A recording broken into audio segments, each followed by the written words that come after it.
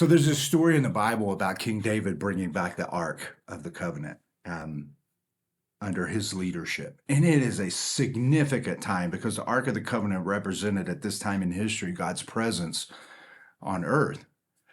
And so there's this, they load this cart or load the Ark up on a cart, and they begin to make the journey.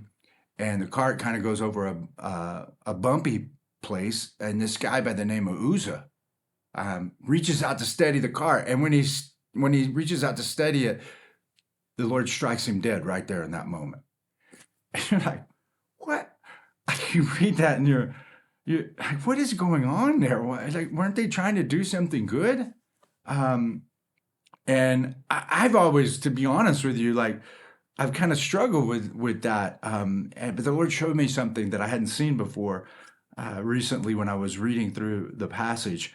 And if you go on and read the story out a chapter or so later, or a little bit further in the text, they're trying to figure out why that happened. And they discovered, it says that they didn't do it in the prescribed way.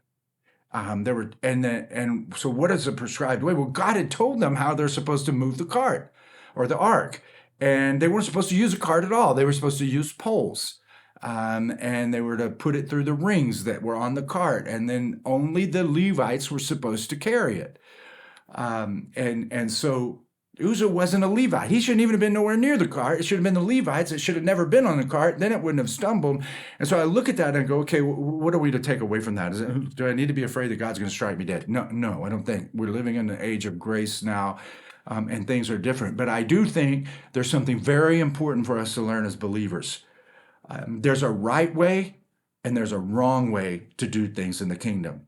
And I think believers are notorious for trying to take shortcuts on what God has asked them to do. This was a good thing they were doing. This was a vision that they had that was born from heaven, but they didn't take the time to allow the Lord to teach them on how it should have been done in the appropriate way. They did it in their own way, and there were severe consequences of pain that impacted everybody all the way up to the top of the leadership. David was, man, it hurt him painfully when that happened. And so what do we take away from that? What is the timeless principle that me, myself, and you, we're supposed to take away from this? It's when God breathes a vision into us and he asks us to do something, we don't get to take shortcuts just because the vision originated in heaven and it's God's vision. He breathes it into us, and we are the ones that begin to communicate that vision, but we are not the ones that get to make it happen. Because if we make it happen, God doesn't get the glory. So we always want to follow the appropriate ways that God is leading us, and that generally takes time, and we're very impatient. You say, well, why is God making us be patient if we're impatient people? Because a lot of times the Lord breathes a vision into us. It's not so much about the thing that's going to happen as it is on our personal journey, how he's growing us. One of the fruit of the Spirit is patience, and self-control is another one. And so sometimes the vision is given in order to grow us, and certainly there will be benefits that impact other people, and we'll get to experience the favor of the Lord and the favor of men as well.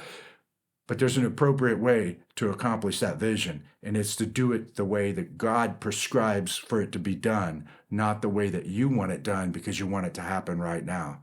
So make sure, friends, as you receive that word from the Lord about what he's asking you to do, that you do it in the appropriate manner.